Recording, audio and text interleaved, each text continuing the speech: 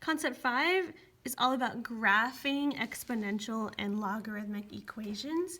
We'll do more of the transforming in class. Right now I just want you to get used to graphing them, okay?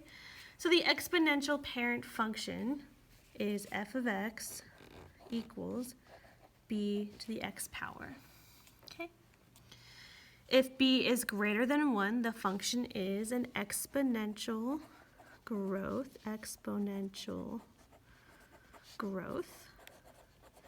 and is increasing forever. It always increases. If b is less than 1, the function is an exponential decay.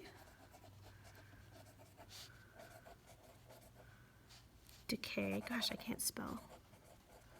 And is decreasing. Okay. All right. An asymptote, this is something you will learn about in this unit, is a line which the graph or the function gets close to but never crosses.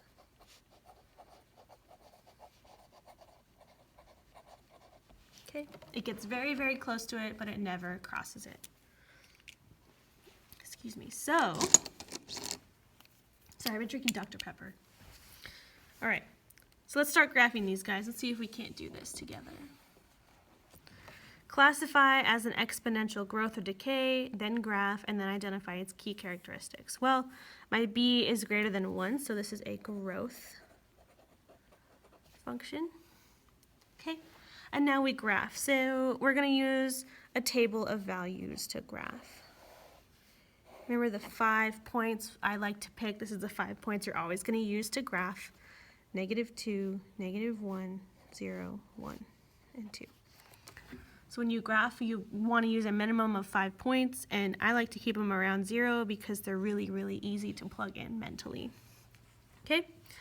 If I plug in -2 for x, 2 to the -2 power, well, that's 1 over 2 to the 2nd power, because remember negative exponents flip the make it the reciprocal. Gosh, I can talk today. So this now becomes 1 over 2 to the 2nd power, which is 1/4, or 0.25 if you want a decimal. 2 to the -1 power makes it 1 over 2, so 1/2, or 0.5. Okay? 2 to the 0 power, well, anything to the 0 power is 1. 2 to the 1st power is 2, and 2 to the 2nd power is 4. So let's plot these points. So -2, 1/4 is about right there. -1, 1/2, 0, 1, 1, 2, 2, 4, and for good measure, let's use 3. 2 to the 3rd power is 8, because we can fit that on there. So 3, 4, 5, 6, 7, 8. Okay. And now we just connect. Okay. Remember, it does not cross. There is no way I can cross 0. This is going to get infinitely smaller and smaller and smaller, but I'm not ever going to cross 0. Okay. So my domain, I can plug in any value I want. It's all real numbers, okay? My range are my y values, and they always have to be strictly greater than 0. There is no value for an exponent I can plug in to make a number equal 0, which is why my y values are strictly greater than 0. Okay? End behavior, as x goes to infinity, y goes to infinity. As x goes to -infinity, y goes to 0. Not negative infinity, because it can never, ever, ever cross 0. It's just going to go touch 0. It's never going to touch it even. Okay? Y-intercept, 0, 1. Okay? And my asymptote for this graph, the line that this graph gets very close to but never crosses, is y equals 0. Okay? And that's how you graph that guy. We're going to do one more together, and then we'll do the next 3 in class. Okay, so we're going to do the same thing with number 2. Is this exponential growth or decay? Well, 3 is bigger than 1, so this is also a growth. Basically, a decay is just going to look backwards. Instead of going up, it's going to come down. So, all right, let's pick some points. Probably the same 5 we were using before. -2, -1, 0, 1, and 2.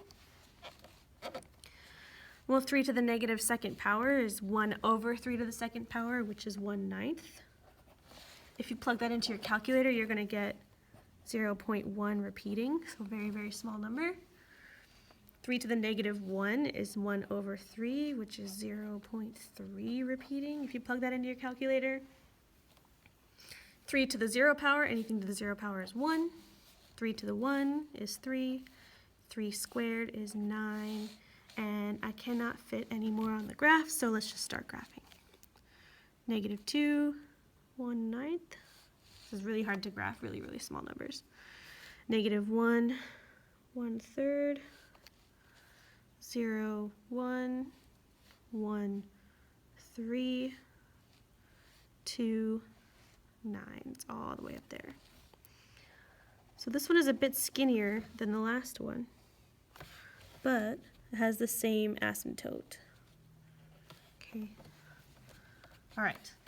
My domain, all real numbers. My range is the same.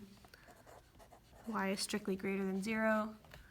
As x goes to infinity, my function also goes to infinity. As x goes to -infinity, my function approaches 0. And the y-intercept is the same. And my asymptote is the same. Okay.